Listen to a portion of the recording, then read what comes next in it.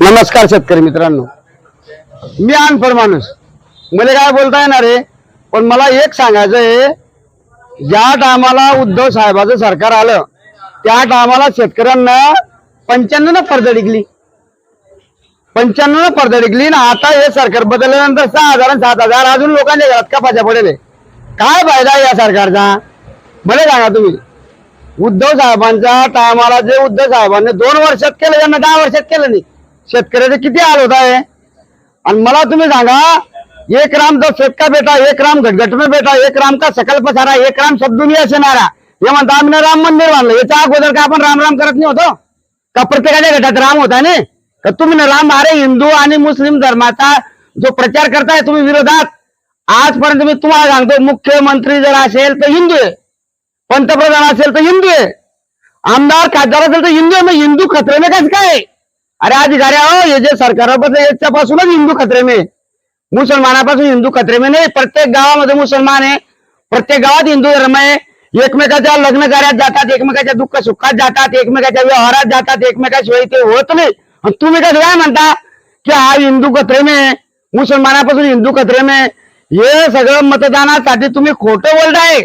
मला एक सांगा, तुम्ही रोड बनवले, प्रत्येक पूर्ण देशात रोड बनवले, मला त्यांचा अभिमान आहे, अभिनंदन आहे. पण मला सांगा, शेतकऱ्याच्या फायद्याचा हा रोड काय कामाचा? कोणत्या शेतकऱ्याच्या 10 टायरी 18 टायरी गाड्या चालू आहे? तुम्ही व्यापारी सरकार आहे. हा, हे क्षेत्रस्थ झाले नाही. तुम्ही रोड का बनवले की तुमचं व्यापाऱ्याचं सरकार आहे? व्यापाऱ्याच्याच गाड्याच्या रस्त्यावर चालताय म्हणून तुम्ही ना हे रोड बनवले, बरोबर आहे ना? शेतकऱ्याचा काय फायदा आहे? क्षेत्रस्थ का बनवले नाही? शेतकऱ्याचे किती आले? 10 रुपये किलो भेंडी, 10 रुपये किलो गवार.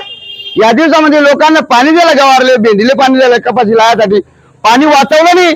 अरे लंबा करून टाकला शेतकऱ्याने. या सरकारनं बोटकी सुरी ठेवले शेतकऱ्याच्या गळ्यावर. मला सांगा, तुम्ही विमानतळ बनवलं विमानतळ, बरेच झालं विमानतळ, अभिनंदन आहे तुमचं. कोणता शेतकरी जातो विमानात बसून? मला सांगा, शेतकऱ्याचा काय फायदा आहे? अरे तुम्ही सत्तेवर बसणारा हो, असे शेतकऱ्यांच्या मनगटीवर बसताल ना तर तुमच्या तोंडात पाणी टाकायला कोणी राहणार नाही. कारण की जगाचा पोशिंदा शेतकरी आहे. जगाचा पोशिंद्याला जर तुम्ही बोटकी सुरी घेताय ना तर तुमचा सत्यानाश वयाशिवाय राहणार नाही. मी कोणत्या पक्षाकडून बोलत नाही, मी एक ग्रामीण आहे, शेतकरी आहे. माझ्याकडे 1 एकर सुद्धा जमीन नाही, मजुरी, पण शेतकऱ्याचे हाल मी डोळ्यानं पाहतोय. रोडावर तुम्ही टमाटे फेकायला लावले, रोडावर कांदे फेकायला लावले. जेव्हा शेतकऱ्याच्या घरात कांदा आला तेव्हा निर्याती बंद, गुजरातच्या कांद्याची निर्यात चालू. याला काय अर्थ आहे हो? मला काय म्हणायचंय की आता शेतकऱ्याच्या पोरांना जर मुली भेटत नसेल ना तर याला फक्त सरकारच जबाबदार आहे. कारण की मुली शेतकऱ्याच्या घरात आहे आणि शेतकऱ्याची मुलगी तिच्या मायबापाचे स्वतः हाल पाहते. आपल्या मायबापापासून कर्ज भरत नाही, व्याज भरत नाही, शेतीमध्ये माल येत नाही, निसर्ग न्यारा कोपतो, तुम्ही रस्त्यावर माल भेटायला होता. आता खरं सांगा, ती मुलगी शेतकऱ्याच्या मुलाबरोबर कसं काय लग्न करीन? याला कोण जबाबदार आहे? याला फक्त सरकार जबाबदार आहे. तुम्हा सगळ्यांना आवाहन करून सांगतो की आपल्याला मोदी सरकार नको, आपल्याला भारत सरकार पाहिजे.